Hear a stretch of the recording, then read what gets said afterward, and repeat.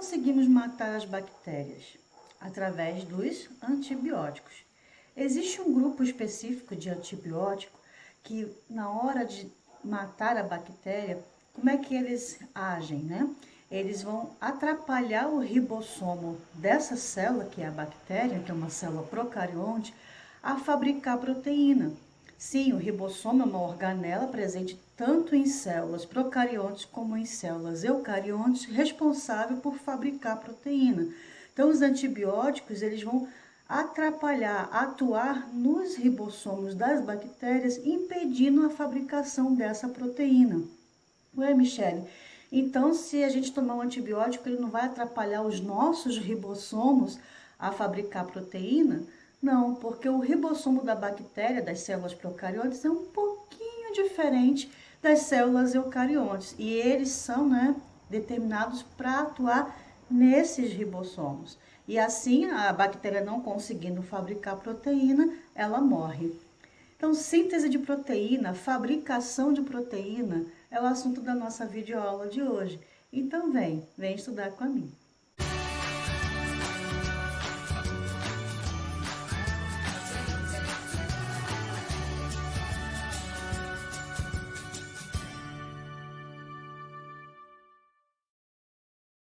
Se vocês não assistiram a aula de DNA e RNA, que são os ácidos nucleicos, e caiu de paraquedas aqui nessa aula, então eu recomendo vocês a voltar a assistir essas duas aulas para depois continuar aqui, porque o assunto de biossíntese proteica é continuação dessas outras duas aulas.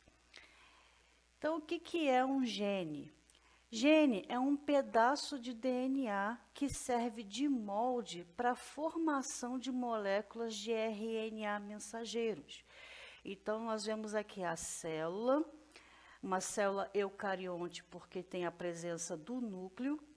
Dentro do núcleo é onde fica o material genético, DNA, que ele pode estar solto assim, na forma de duas fitas, fita dupla, ou ele todo enroladinho na forma de um cromossomo. Cada pedacinho do DNA corresponde, a mais aí de aproximadamente entre 20 a 25 mil genes.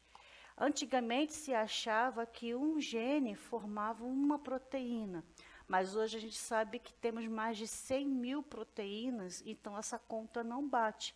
Mas vamos ver por quê, um pouquinho mais à frente. Então, ressaltando que cada pedacinho do DNA, nós chamamos de gene, é responsável por várias características que faz o indivíduo.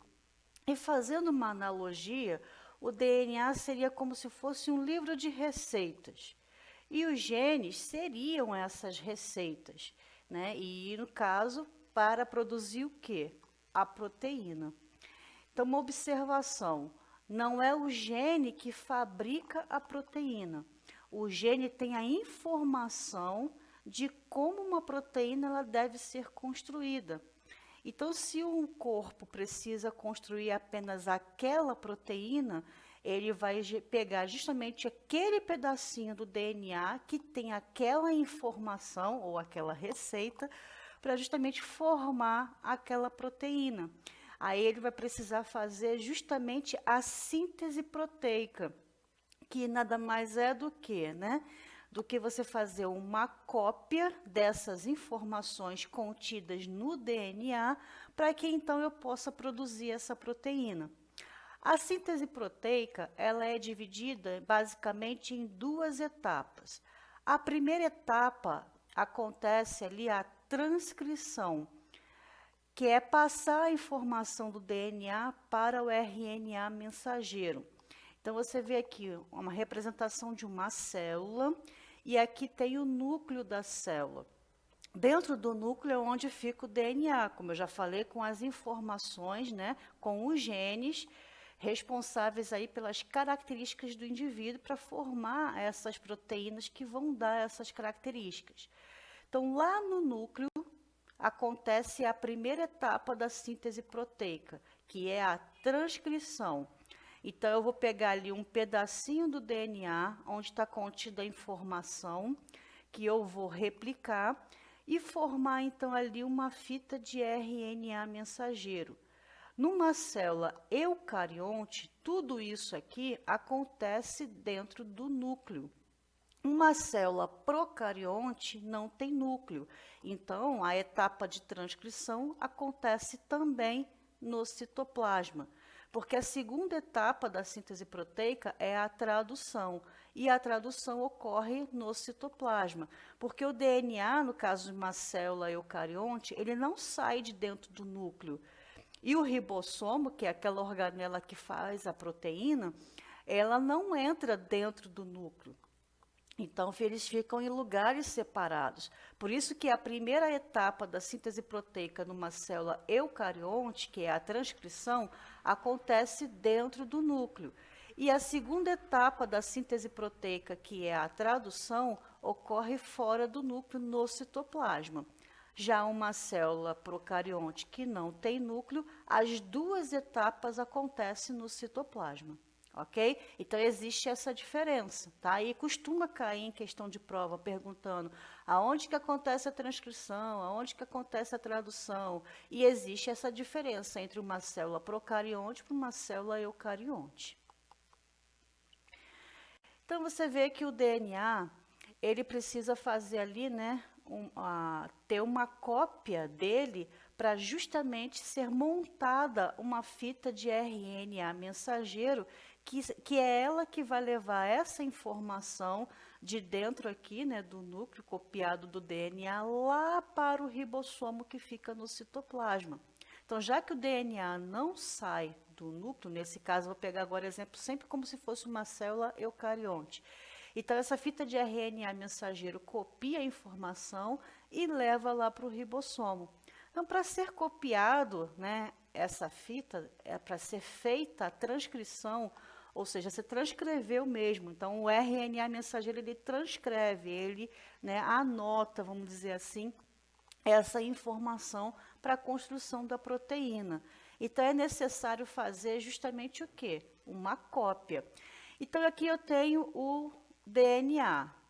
Lembra que o DNA, né, ele é uma dupla fita, tem duas fitas ali. O início da cópia, do pedacinho onde vai ser feita, né, a proteína em questão, eu preciso sinalizar para que o RNA mensageiro ele possa, então, assim, fazer essa cópia. Poxa, o DNA ele é enorme, tem muita informação ali. Então, eu preciso de um pontapé inicial para eu saber exatamente onde começa a construção da minha fita de RNA mensageiro. E quem é que vai sinalizar isso para mim dentro do DNA? Uma enzima chamada de RNA polimerase. Então, ela é que vai indicar o início, né, que nós chamamos também de região promotora, aonde essa sequência de RNA que vai ser transcrito vai iniciar a sua formação. E sempre vai ser do sentido 5' para o 3'. Então, se você, né, não assistiu a aula de DNA, não vai entender o que é esse 5', 3'. Então, volta lá para você entender. Então, sempre vai ser, ó, do sentido 5' para o 3'. Então, assim a gente consegue identificar qual é a fita molde da onde vai ser formado o RNA mensageiro. Porque lembra que as fitas, elas são antiparalelas. Então, é como se fosse mão e contramão, né? Se é no sentido 5', 3', que a minha fita de RNA mensageiro vai ser formada, qual das duas fitas aqui do DNA vai ser a fita molde para que o RNA mensageiro possa ser formado? Justamente o sentido oposto ao que, né, a gente está vendo aqui. Então, olha só, tenho duas fitas. A fita de cima, ó, ela está no sentido, ó, 5', 3'.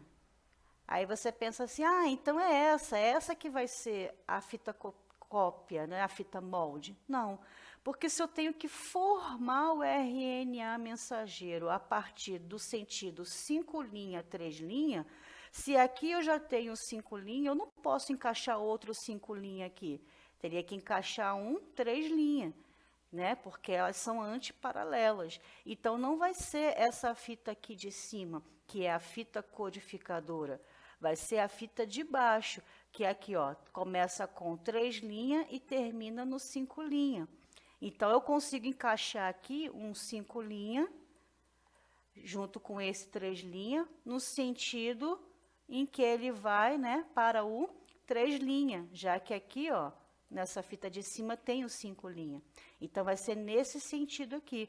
Então, a fita molde é essa aqui de baixo, que começa com 3 linhas, para que eu possa encaixar os 5 linhas e assim começar a construção aqui, ó, da minha fita de RNA mensageiro, que é essa vermelhinha que está aqui na figura. Então, ela vai ser construída nesse sentido, ó, 5 linhas, 3 linhas. Então, sempre nesse sentido aqui, ok?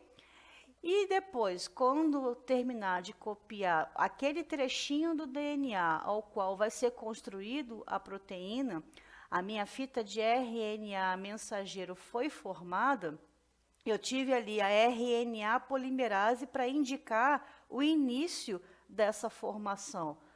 E assim também acontece quando eu tenho o término dessa construção.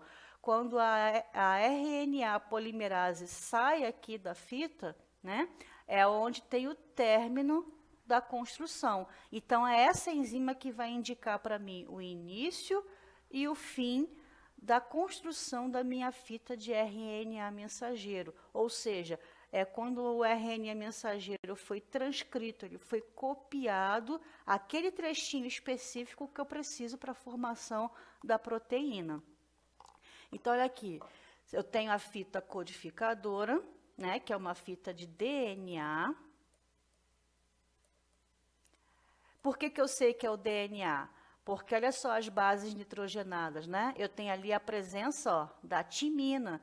Então, timina é uma base nitrogenada exclusiva do DNA. E aqui, ó, o RNA mensageiro está sendo formado do sentido 5 linha para o 3 linha. Como é que eu sei que essa fita vermelhinha aqui é RNA? Porque eu tenho aqui, ó, uma base nitrogenada exclusiva do RNA, que é a uracila. E ela foi formada a partir de qual fita? Da fita molde de DNA. Lembra que o DNA tem 2 fitas, uma se chama codificadora e a outra se chama fita molde. E é a partir da fita molde que o RNA mensageiro vai ser construído, porque ele tem que ser construído do sentido 5 linha para o 3 linha. E como aqui tem o 3 linha, eu tenho uma fita antiparalela que vai ser complementar. Então, se aqui está 3 linha, eu tenho que começar com 5 linha. E quando eu terminar aqui, né, em 5 linha, também na fita transcrita, também tem que terminar com 3 linha, porque tem que ser o oposto. E como é que vai acontecendo, então, a construção dessa fita de RNA mensageiro? A própria RNA polimerase, ela vai ali completando as bases nitrogenadas específicas para a construção daquele RNA mensageiro. Então, eu vou ter que fazer o quê? A complementação das fitas, das bases nitrogenadas correspondentes. Se aqui eu tenho uma timina, qual é a base nitrogenada correspondente? A timina se liga com quem? Com a adenina. Se aqui eu tenho uma adenina, aqui na fita de RNA eu vou usar uma uracila, tá? Então, cuidado para não confundir, né? Lembra que no DNA, a adenina se liga com a timina e vice-versa, né? E temos também a citosina se ligando com a guanina e vice-versa. No RNA, eu não tenho timina, então a adenina ela vai se ligar com quem? Com a uracila e vice-versa. E no caso, a citosina continua se ligando com a guanina normalmente e vice-versa. Tá? O que vai mudar aqui é só a timina e a uracila, dependendo de qual ácido nucleico eu estou, né, trabalhando. Então, aqui, ó, a adenina se liga com a uracila, a timina com a adenina, a guanina com citosina, a citosina com a guanina, e a gente pode até começar aqui, ó, terminar de completar as bases para a gente treinar. Então, a timina vai se ligar com quem? Com a adenina, a guanina com a citosina, a adenina com a uracila, né? Porque aqui em cima, essa fita vermelha é uma fita de RNA. E a de baixo, a fita azul, é uma fita de DNA. Então, aqui a guanina se liga com citosina. Aqui também é a mesma coisa, citosina, citosina com guanina. E a adenina vai se ligar com quem? Com a uracila. Ok? Então, só para completar aqui, né, para a gente treinar. Então, isso também costuma cair em prova. Às vezes te dão ali uma fita de DNA e pede para você formar a partir dessa fita justamente um RNA mensageiro. Então, você precisa inverter ali, né, e formar essa fita, ok? Então, é basicamente isso aí. Então, essa fita de RNA vai ser transcrita, vai ser formada sempre do sentido 5' para o 3'. Uma vez que essa fita de RNA ela é formada, acontece ali um processamento. Esse processamento é formada ali uma fita onde você encontra partes que são funcionais e partes que não são funcionais. As funcionais nós chamamos de exon e as não funcionais nós chamamos de intron. Essas não funcionais, como o próprio nome já diz, não tem função dentro da fita de RNA. Então, ela não vai ser lida pelo ribossomo na hora de fazer a proteína. Então, eu não preciso ter ela ali. Ela só vai atrapalhar o processo. Então, existe algo que acontece ainda dentro do núcleo da célula eucarionte que se chama splicing, ou no português, né, processamento, que é justamente a retirada dessas partes não funcionais da fita de RNA mensageiro que foi formada ali, né, que foi transcrita. Então, todos os introns vão ser retirados e vão ficar apenas as partes funcionais. Ó. Somente os exons é que vão ser ali utilizados para formar, então, a fita de RNA mensageiro que vai ser lida pelo ribossomo. Então, essa fita aqui vai ter somente partes funcionais para a produção dessa proteína. Antigamente, se chamavam também esses introns, né, que são as partes não funcionais, de lixo, né, genético, porque não se sabia para que servia aí, né, essas partes. Mas agora que justamente o material genético, né, já foi totalmente mapeado, então ali teve o projeto Genoma, né, que fez esse processo de mapeamento dos genes, já se sabe agora que isso não é um lixo, ele tem uma função e está sendo inclusive estudado para saber qual é a função dessa parte não funcional aí do nosso, né, RNA. Então, ele não é um lixo, ele tem uma função, só não se sabe qual. Mas, para ser lido pelo ribossomo na produção da proteína, ele é não funcional. Então, o ribossomo não consegue fazer a leitura dessas partes. Por isso, essas partes são retiradas. E assim fica somente os exons, que é o que o ribossomo vai conseguir fazer a leitura e o processamento, então, para a formação da proteína. Existe também o splicing alternativo. Lembra que no início da aula eu falei que existem ali, né, entre 20 a 25 mil genes, né, no nosso DNA. Mas existem mais de 100 mil proteínas diferentes, então a conta não fecha. Por que que não fecha? Porque eu posso fazer justamente a montagem desses exons de maneiras diferentes, e na hora que o ribossomo fizer a leitura, né, dessas partes para a tradução, pode ser formadas proteínas diferentes. Então, olha essa imagem que vocês vão entender o que eu estou dizendo. Então, aqui tem a fita de DNA, aqui a fita de RNA que foi formada, né, que foi feita ali. Aí acontece o splice, onde os introns vão ser retirados e somente os exons é que vão ser aproveitados para a leitura, para o processamento. Só que eu posso fazer a fita de RNA mensageiro usando todos os exons, como está aqui, né, na proteína A, sendo formada aqui, ó. Então, eu usei o exon 1, o 2, o 3, o 4 e o 5. Essa fita de RNA mensageiro sai de dentro do núcleo, vai lá para o ribossomo, onde vai acontecer a tradução, que foi formada, então, ali uma proteína, que eu chamei de proteína A. Beleza. Mas pode acontecer também, olha, de eu não querer usar, por exemplo, o exon 3. O exon 3 ficou de fora. Então, foi usado somente o 1, o 2, o 4 e o 5. Essa fita de RNA mensageiro foi formada desse jeito, saiu do núcleo, foi lá para o ribossomo, onde vai acontecer a tradução, foi lida a mensagem que estava aqui e produziu uma proteína diferente daquela primeira. Então, aqui produziu uma proteína que eu chamei de B. E pode acontecer também outras, né, conformações. Por exemplo, aqui, eu usei o exon 1, o 2, o 3 e o 5. O 4 não foi usado. E quando foi feita a tradução lá no ribossomo, formou uma terceira proteína diferente das outras, que eu chamei de proteína C.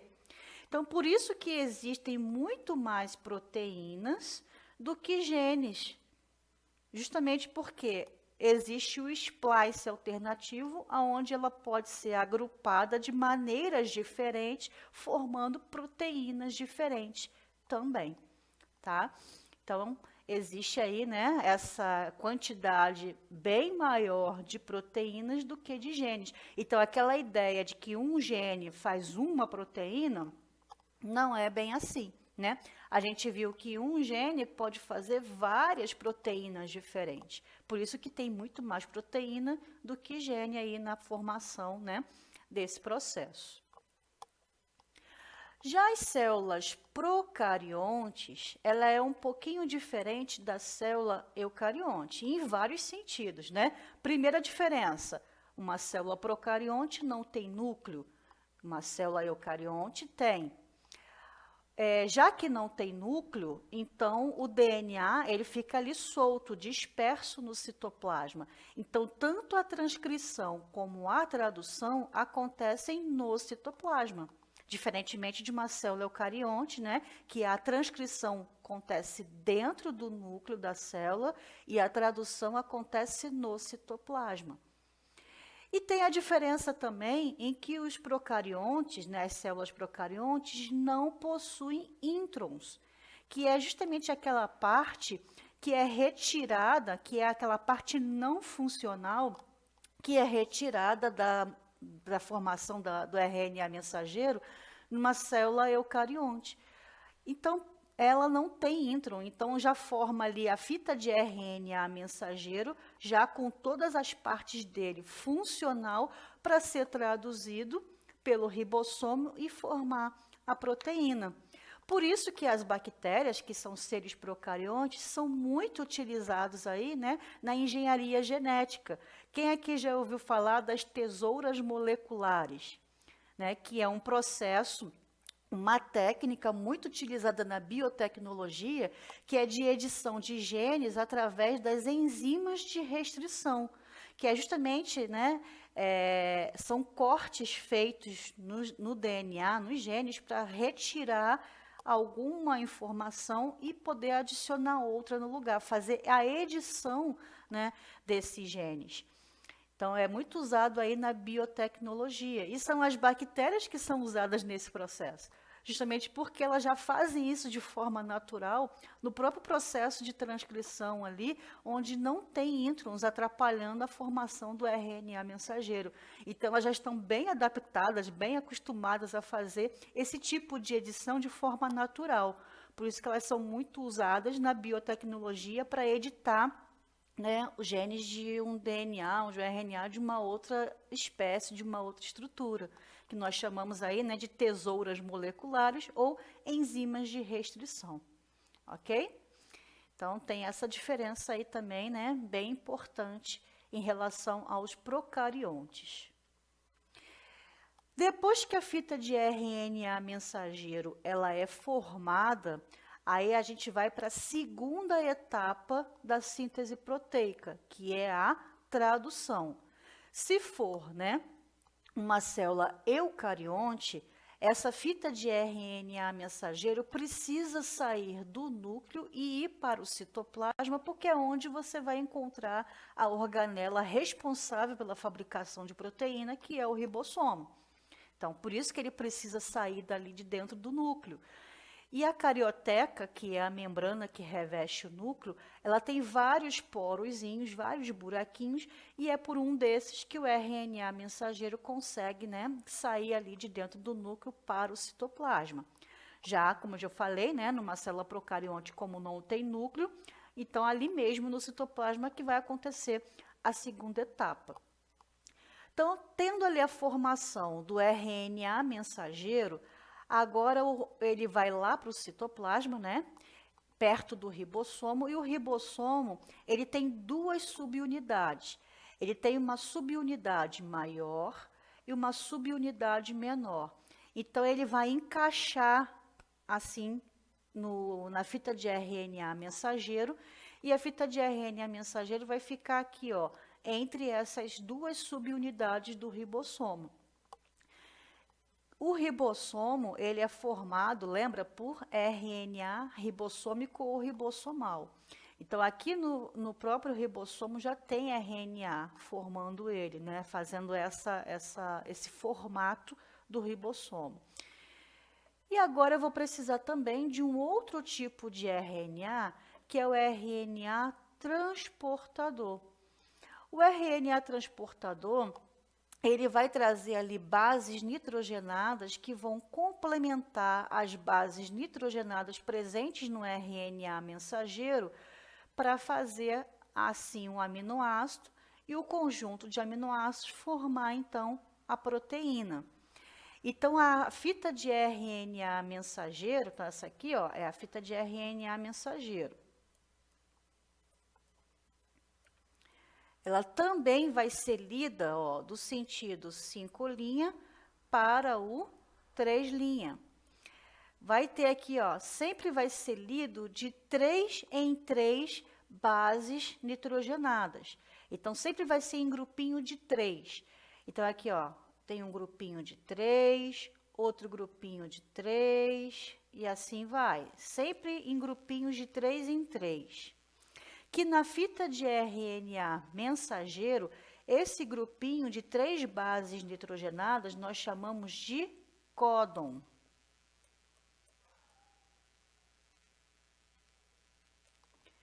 Só que ela precisa ser completada. Com quais outras bases nitrogenadas? As bases nitrogenadas correspondentes a essas que estão aqui no códon, que o RNA transportador irá trazer. Sempre também, ó, em grupinho de 3. Tá vendo aqui, ó? Sempre 3 bases nitrogenadas que vão ser trazidas aí pelo RNA transportador. E essas bases nitrogenadas que o RNA transportador traz para a fita de RNA mensageiro para encaixar aqui no códon, nós chamamos de anticódon.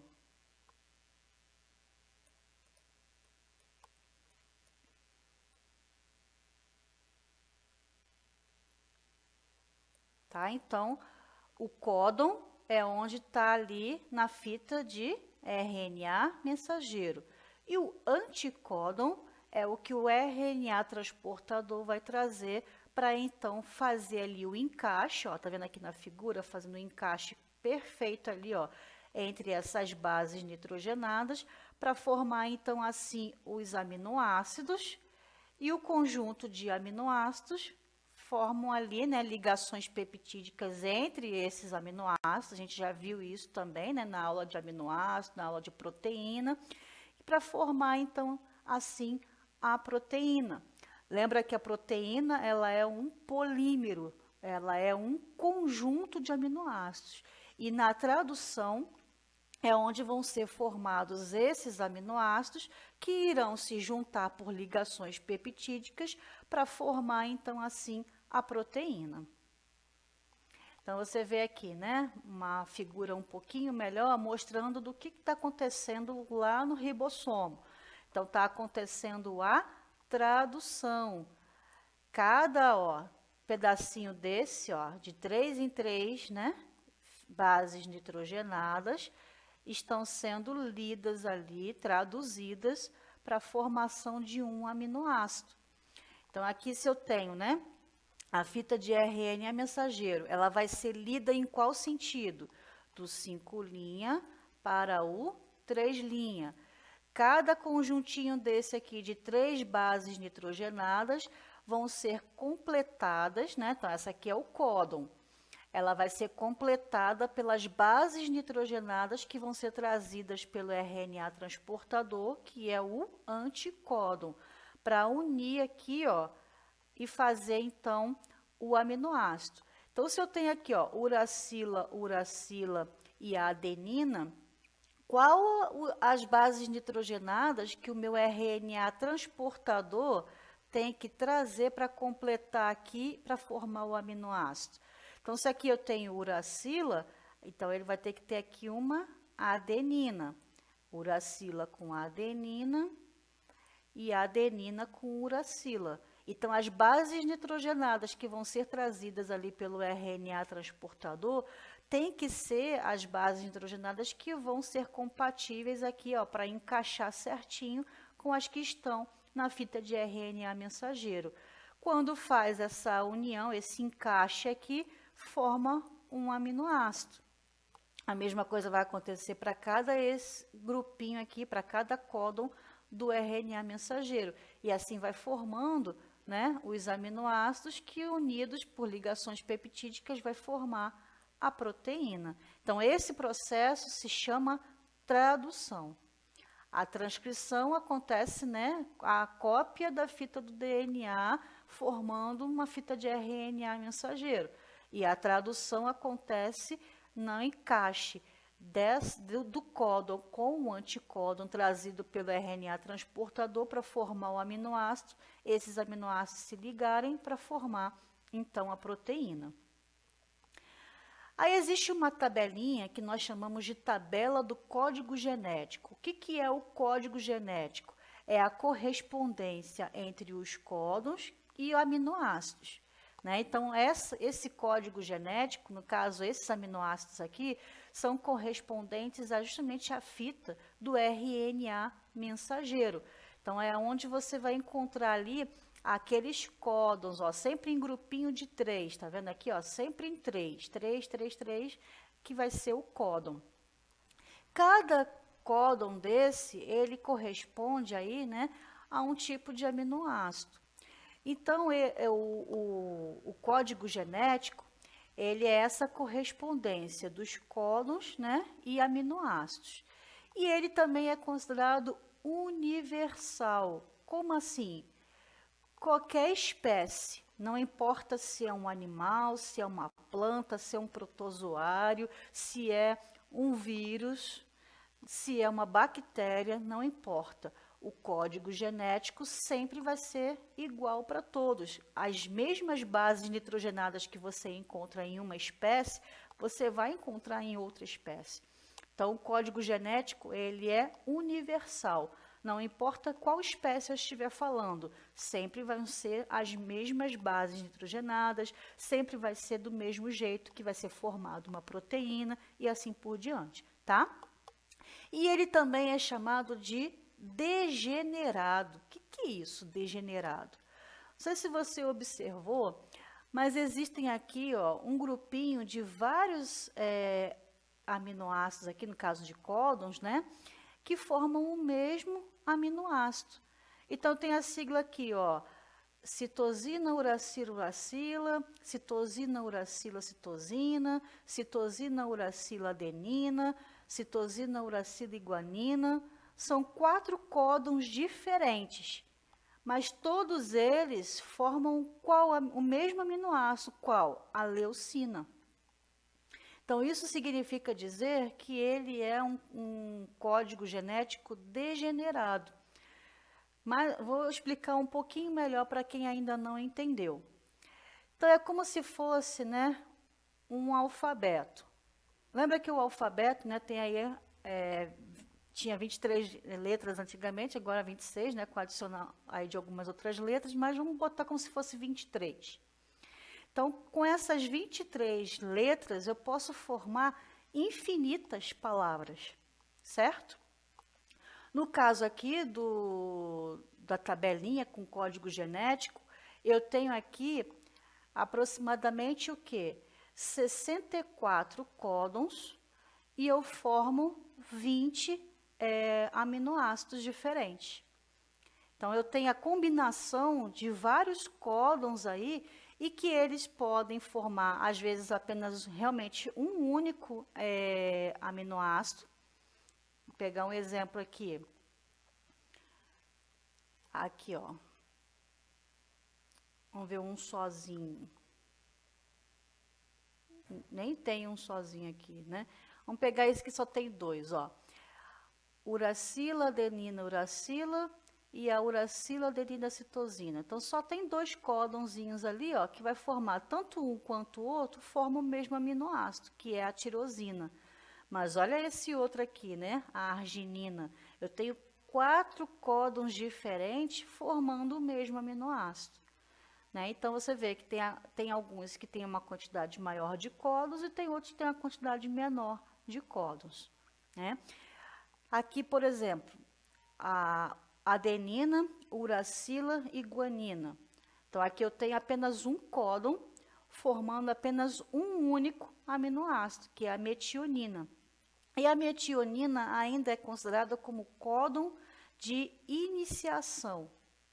Então, toda vez que a fita de RNA mensageiro ela vai ser lida, ela sempre vai ter ali, né, o aminoácido inicial, que é a metionina, para indicar para o ribossomo que é ali que começa a leitura daquelas bases nitrogenadas. Então, eu tenho ali a metionina, que é o códon de iniciação para indicar para o ribossomo, ó, começa por aqui, é aqui que é o início.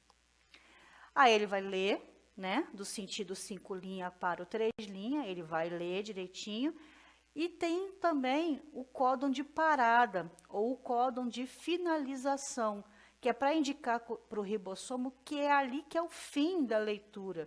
Porque daquele trecho onde começa com a metionina, que é o início, até encontrar um códon de parada, aquele trecho ali, né, da fita do RNA mensageiro, é a informação necessária para formar aquela proteína que eu preciso.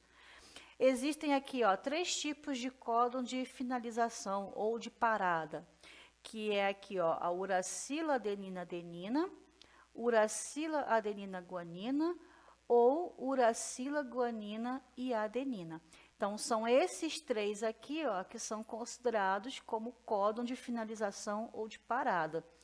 Ah, Michele, a tabela é muito grande, tem muita letrinha, nunca que eu vou conseguir decorar isso daí. E nem precisa.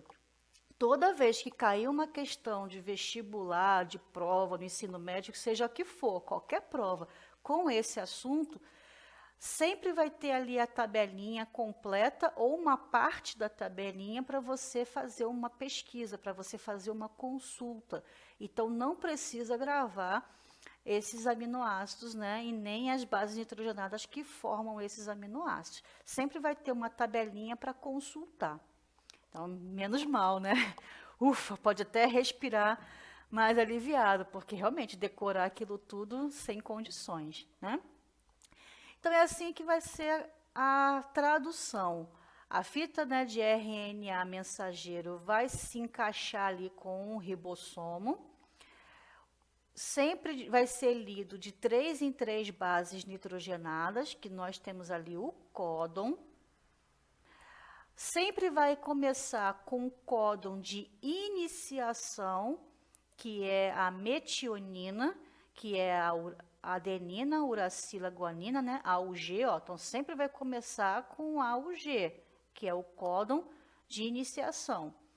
Os próximos códons ali vão ser lidos para formar o aminoácido, que vai ser correspondente justamente com as bases nitrogenadas que o RNA transportador, né, trouxer ali junto com ele. Vai acontecer ali o encaixe para formar, então, o aminoácido. Então, esse primeiro aminoácido aqui, ó, é a metionina, porque é o códon de iniciação. Aí, o segundo aminoácido que foi formado aqui, né? Então, é a fenilalanina. E assim vai. Então, cada um vai ser ali encaixado para formar o aminoácido em questão. E o conjunto desses aminoácidos formará, então, a proteína. E vai ter o códon de parada. O códon de parada sempre vai ser um desses três aqui, né? O AA, o AG e o GA. Um desses três aqui vai estar no final para indicar para o ribossomo que é ali que vai parar a leitura. E esses três aqui, ao contrário do códon de iniciação que formam um aminoácido, esses três aqui, que é o códon de terminação, não forma aminoácido. É somente para indicar, quando eles aparecerem aqui, né, na fita de RNA mensageiro, que terminou a leitura, que é onde vai parar a leitura. Mas ele não vai formar um aminoácido, diferentemente do códon de iniciação, que forma a metionina, que é o aminoácido inicial. Tá? Então, começa pela metionina e termina em um desses três aqui, que é onde vai parar a leitura. E esse trecho aqui, né, é o que vai ter ali os aminoácidos correspondentes para formar a proteína que eu quiser. De repente, sei lá, estou precisando de queratina para o cabelo, para a unha e assim por diante, tá? Então, vai ser a proteína que eu estiver precisando formar naquele momento ali. Mais uma figura mostrando, né, esse processo.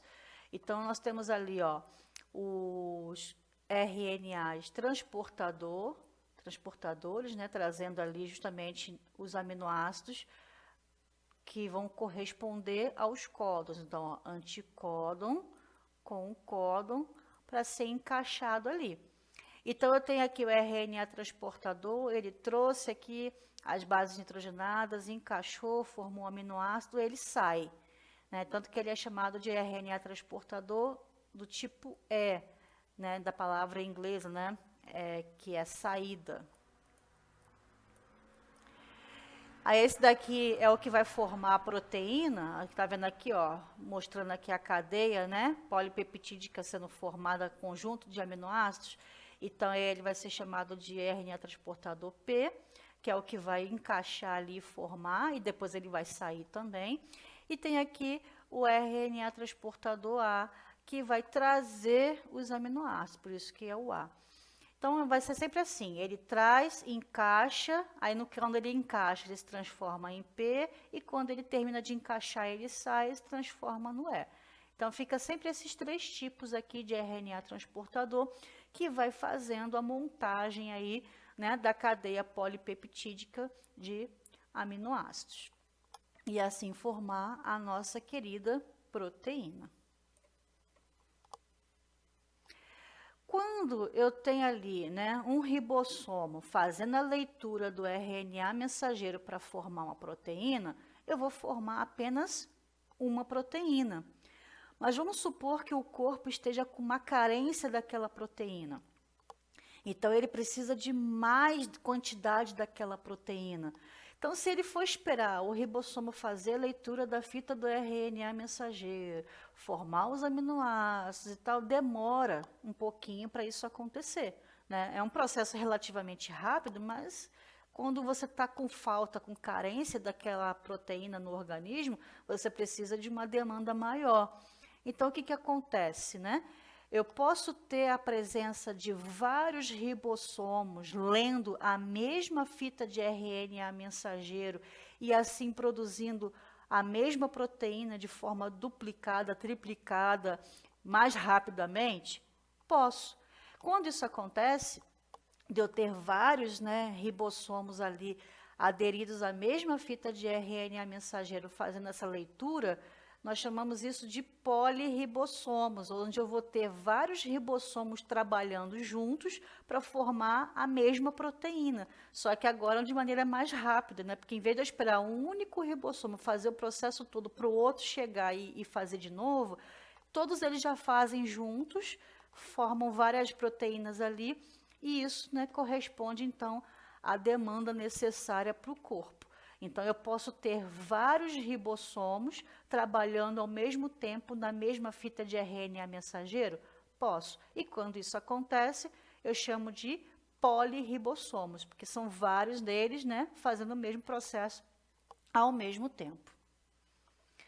Então, agora vamos fazer, né, um exercício para praticar aquilo que aprendemos na videoaula de hoje. Então, trouxe essa questãozinha aí para a gente fazer juntos. Então, ó, mostrando aí, né, que toda vez que tem uma questãozinha sobre esse assunto, vem aqui a tabelinha para você justamente fazer a consulta, né? Porque não tem como gravar 64 tipos de combinações e gravar os nomes dos 20 aminoácidos e como eles são formados, né? É meio complicado, você não vai gastar tempo com isso. Tem muitas outras coisas, né, para você aí gravar e decorar. Então, sempre vai ter aí uma tabelinha disponível para consulta. Então, deixa eu pegar aqui uma caneta para a gente resolver essa questãozinha juntos. Olha só. Considere o segmento da cadeia de aminoácidos da proteína de uma espécie de planta. Então, aqui tem uma sequência, né, de aminoácidos. Então, os códons ali formando, né, já os aminoácidos em questão. Então, como é que eu faço a consulta, né, na tabelinha para eu saber se esse códon aqui é a alanina mesmo? Então, você pega aqui, ó, a primeira base nitrogenada, que é a guanina. Então, a primeira letra vai estar aqui, ó, guanina. Então, tá aqui, nesse grupinho aqui. A segunda letra, ó, é uma citosina. Então, essa parte aqui de cima corresponde à segunda letra. Então, a citosina está aqui. Então, ó, você vê que a linha da guanina está aqui e a citosina vai estar aqui na segunda. E a terceira também é citosina. Então, onde que está a terceira letra? Ó? Nessa faixa aqui. Então, você tem aqui, ó, a citosina, ó, na terceira letra. Então, onde que eu vou encontrar? Nessa linha para essa coluna. Então, ó, GCC, ó, GCC, tá aqui, ó. Então, na linha da guanina, na coluna da citosina e na linha também aqui da outra citosina. Então, ó, GCC é a alanina. Então, é assim que eu faço a consulta. Aí, após a substituição da primeira base nitrogenada em um dos códons desse segmento, a proteína passou a apresentar duas glicinas. Então, aqui eu já tenho uma glicina. Olha a glicina aqui, ó. Já tenho uma glicina. Então, qual desses outros aqui, se eu trocar apenas a primeira base nitrogenada, eu formo também uma glicina? É isso que ele está te perguntando. Vamos achar a glicina aqui no quadrinho, ó. As glicinas ficam aqui, ó. A glicina aqui. Eita, rabisquei tudo que nem dá para ver. Peraí, deixa eu apagar. Aproveitar para apagar o resto também. Então, a glicina está aqui, ó. Então, esses 4 códons aqui, todos eles formam a glicina. Então, eu já tenho aqui, ó, GGA, ó, aqui, ó, GGA, aqui a glicina aqui. Agora, qual desses outros aqui, se eu trocar apenas a primeira base, apenas a primeira letra, eu também vou formar uma glicina. Então, aqui, ó, então ela tem que terminar com, ó, GU, ou GC, ou GA, ou GG. Essa aqui termina com um desses? Não, ó, o A, não tem nenhum aqui que termina com esse UA. Esse daqui, ó, GA, tem algum que termina com GA aqui, ó? Tem. Opa, então pode ser esse? Vamos ver. Se eu trocar, então, a citosina por uma guanina, então vai ficar GGA. GGA, eu formo uma glicina. Então, sim, esse daqui, se eu trocar apenas a primeira letra ali, ó, a citosina pela guanina, eu formo uma glicina? Formo. Isso aqui nós chamamos até de mutação. Quando acontece ali, né, a troca de um aminoácido e por outro, isso é uma mutação, por causa de apenas uma base nitrogenada, ó, que foi modificada. Então, nesse caso, a arginina, se trocar a primeira base ali de citosina para guanina, ela se transforma em glicina também. Então, é a arginina que é a resposta aí, né, que é o aminoácido que vai ser substituído. Então, a resposta dessa questão é a letra B, ok? Então, é só consultar aqui na tabelinha, vai encaixando ali quais que você pode formar esse aminoácido ao qual ele pediu ali, que é a glicina, achou, trocou, marcou a resposta correta, ok? Então, muito simples, né? Uma questãozinha praticamente de graça aí, né? Para não zerar a prova do vestibular, ok? Então, se esse assunto foi útil para você, deixe aí o seu like, se inscreva no canal se você ainda não é inscrito, compartilhe esse vídeo com alguém se você acha que pode ajudar o estudo, né, de alguém. E até o próximo estudo, até o próximo, né, vídeo. Um grande abraço. Tchau, tchau.